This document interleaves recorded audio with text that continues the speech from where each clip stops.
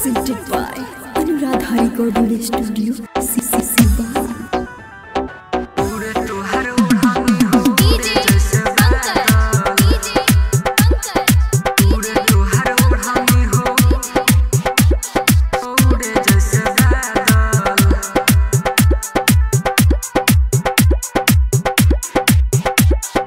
उड़े तुहार ओढ़नी हो उड़े जैसे बादल,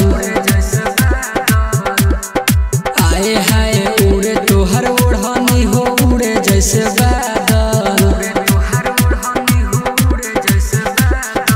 छनकत दिल तोहर छनकेला छागल, छनकत दिल तोहर छनकेला छागल। उड़े तुहार ओढ़नी हो उड़े जैसे बादल, आए हाय उड़े तुहार ओढ़नी हो उड़े जैसे बादल।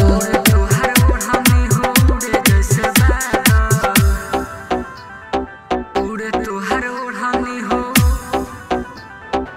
उड़े जैसे बादल।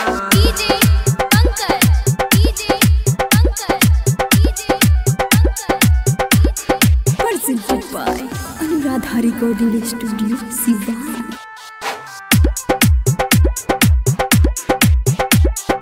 नागिन नियन बाड़ू चहलत हो, दिलवो में बाड़ू तू हालत हो। प्यारे भइल बाटे तो हसे, मनवा में बाटे खलत हो, मनवा में बाटे खलत हो। नागिन नियन बाड़ू चहलत हो, दिलवो में बाड़ू तू हालत हो। प्यारे भइल बाटे तो हसे, मनवा में बाटे खलत हो, मनवा में बाटे खलत हो। दिलावा पर नाम बाटे तोहरे हो दागल, आए हाय उड़े तुहार ओढ़नी हो उड़े जैसे बादल। छनकत दिल तोहार छनकेला छागल, छनकत दिल तोहार छनकेला छागल। उड़े तुहार ओढ़नी हो उड़े जैसे बादल, आए हाय उड़े तुहार ओढ़नी हो उड़े जैसे बादल। उड़े तुहार ओढ़नी हो उड़े जैसे बादल। उड़े तुहार ओढ़नी हो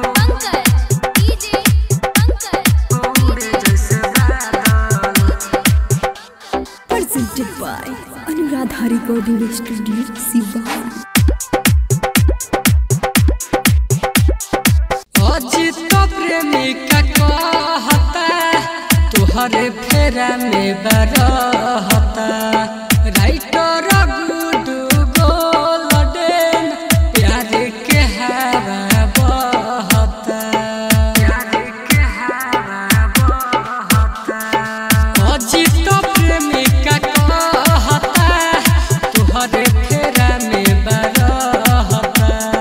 राइटर गुडू गोल्डन, प्यार के हवा बहता।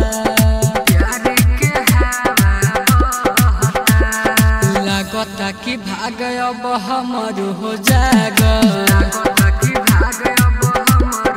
आए हाय उड़े तुहार ओढ़नी हो उड़े जैसे बादल।